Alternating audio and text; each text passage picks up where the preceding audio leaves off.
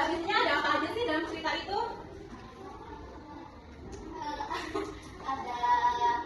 ada tokoh, Ya. ada latar, Ya, ada tempatnya ada. Oke. Dalam cerita biasanya ada tokohnya, ada latarnya, ada tempatnya. Nah, semua itu disebut dengan unsur-unsur cerita narasi. Nah, jadi hari ini kita akan belajar tentang cerita narasi dan unsur-unsur intrinsipnya. Sebelumnya coba buka bukunya dulu. Sebelum memulai materi tentang unsur-unsur narasi, Ibu mau menjelaskan dulu tujuan pembelajaran kita hari ini. Yang pertama, melalui pembelajaran kali ini, peserta didik diharapkan mampu yang pertama menganalisis unsur-unsur intrinsik dengan teks narasi dengan tepat. Yang kedua, mengidentifikasi tokoh dan watak teks narasi dengan cepat. Yang ketiga, menganalisis latar tempat, waktu, suasana, dan alur cerita dan dapat menentukan amanat dari teks narasi.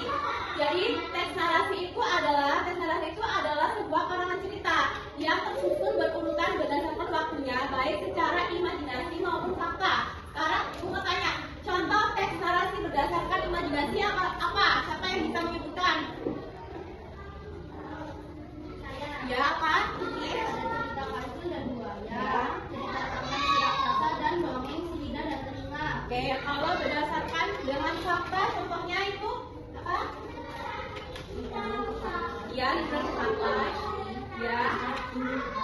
Oke, ya itu jadi contoh-contoh dari teks narasi yang berdasarkan imajinasi dan fakta. Sekarang Ibu mau tanya apa aja unsur-unsur intrinsik dari teks narasi? Coba dilihat di bukunya apa aja?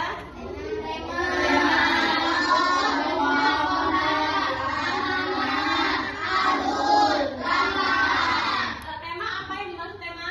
Tema adalah bagaimana terjadi pada belakang cerita. Ya, jadi itu tema adalah gagasannya. Coba siapa yang bisa menyebutkan contoh tema? Contoh tema apa aja ada? Contohnya itu kayak persahabatan, kesetiaan. Sekarang tokoh itu adalah pelaku yang ada dalam cerita. Coba pendamping dan tokoh utama. Tokoh utama itu tokoh yang sering muncul dalam cerita itu, sedangkan pendamping itu yang sebagai tambahan atau jarang muncul di dalam cerita itu. Selanjutnya latar ada apa aja?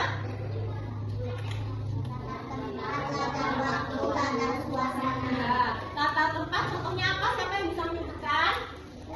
Ya, apa? Ya, di pasar, apalagi? Jova? Ya, di sekolah, benar banget ya, di pasar, di sekolah, di kebun. Kalau latar waktu, siapa yang bisa menyebutkan? Ya, Lena? Malam hari tahun 1900 kemarin. Ya, latar waktu itu malam hari, siang hari, pagi hari, itu latar waktu. Kalau latar suasana, ya apa? Ya, mencekam, itu bisa ya. Ya, gembira, benar. Selanjutnya itu ada amanat. Apa itu amanat? Apa coba? Amanat adalah pesan moral yang ingin disampaikan oleh penulis kepada pembaca melalui cerita. Ya, jadi amanat itu adalah pesan moralnya yang ada dalam cerita teks narasi. Jadi setiap teks narasi itu pasti ada pesan moral yang disampaikan oleh penulis untuk membacanya. Oke, sekarang kita akan bermain game. Jadi pelajaran kali ini kita tidak cuma belajar teks narasi, tapi kita belajarnya sambil bermain dan kompetisi. Jadi sebelumnya Ibu mau explain dulu. Kalau Ibu bilang latar, kalian tepukkannya 1 kali. Kalau Ibu bilang alur, tepukkannya 2 kali. Kalau bilang amanat, tepuk pahanya 1 kali. Kalau bilang tema, tepuk pahanya 2 kali. Ya, alur, latar, amanat, tema, amanat. Ayo, amanat. Amanat itu apa tadi? Paha 2 kali. Oke, sekarang kan tadi udah Ibu bagi kelompoknya, timnya. Jadi Ibu akan bagi contoh teks narasi. Kalian pahami, diskusikan atau baca bersama teman kelompok kalian semua ya.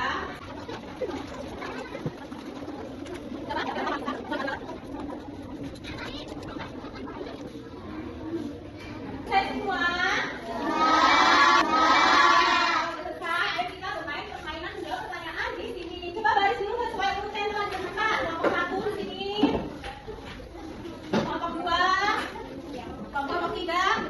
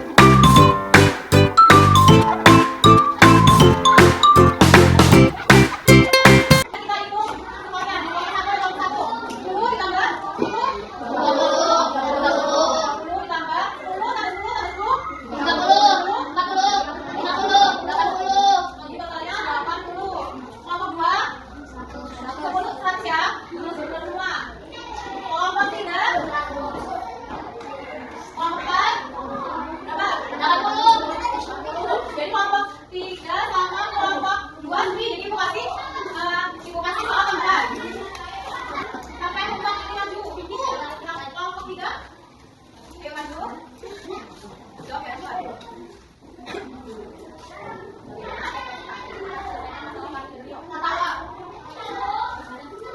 Tentang ya, apa yang dilakukan harus dilakukan kegiatan meminta maaf. Ya, tadi di kelompok. Wah, tadi menurutnya kelompok. Wah, kelompok. Ayo maju kelompok dua.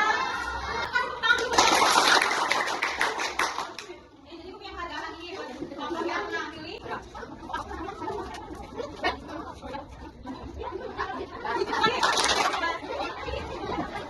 Nanti punya soal yang kalian tahu, jangan